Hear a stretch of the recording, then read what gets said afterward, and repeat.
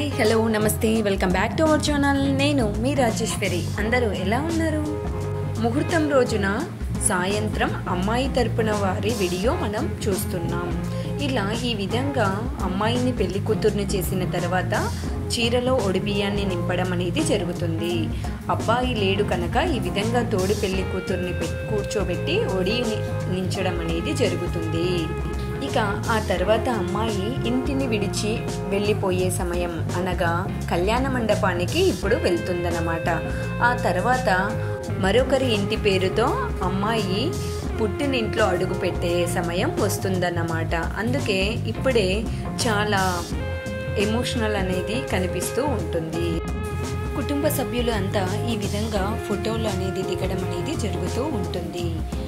ఎందుకంటే కళ్యాణ మండపానికి వెళ్ళిన తర్వాత ఇంకా పెళ్లి హడావిడిలో అందరూ ఉండిపోతారు కనుక ఇప్పుడే ఫొటోస్ అనేది ఇక్కడే దిగుతూ ఉన్నారు. ఇక్కడే మీరు చూస్తుంటే ఇక్కడ పెళ్లి కూతురు ఏడవడం, అలాగే వారి కుటుంబ సభ్యులు ఎంతగానో బాధపడటం మనకు కనిపిస్తూ ఉంటుంది.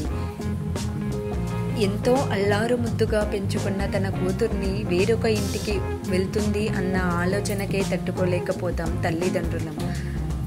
అందుకే ఇక్కడ ఉంటే వీరు ఇలాగే బాధపడుతూ ఉంటారని ఇక త్వరగా కళ్యాణ మండపానికి చేరిపోతున్నాం. అక్కడికి వెళితే సంతోషాల హరివిల్లు. ఇలా కుటుంబ సమేతంగా వచ్చిన వారంతా ఇక్కడే ఫోటోలు దిగడం అనేది స్టార్ట్ అవుతుందన్నమాట. ఇక వీరు ఇక్కడి నుండి బ్యాండ్ మాలంతో కళ్యాణ మండపానికి చేరడం అనేది జరుగుతుంది.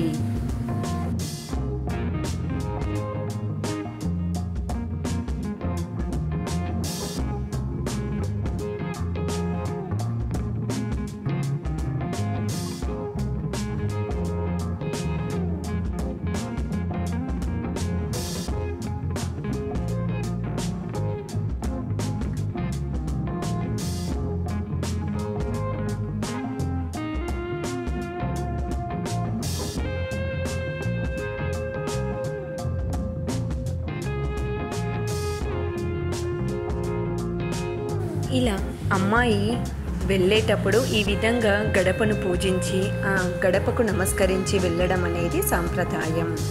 ఇక ఇక్కడి నుంచి వీళ్ళు ముందుగా దేవాలయం దగ్గరికి వెళ్ళి అక్కడ దేవుణ్ణి దర్శించుకున్న తర్వాత అక్కడి నుండి కారులో కళ్యాణ మండపానికి చేరడం అనేది జరుగుతుంది.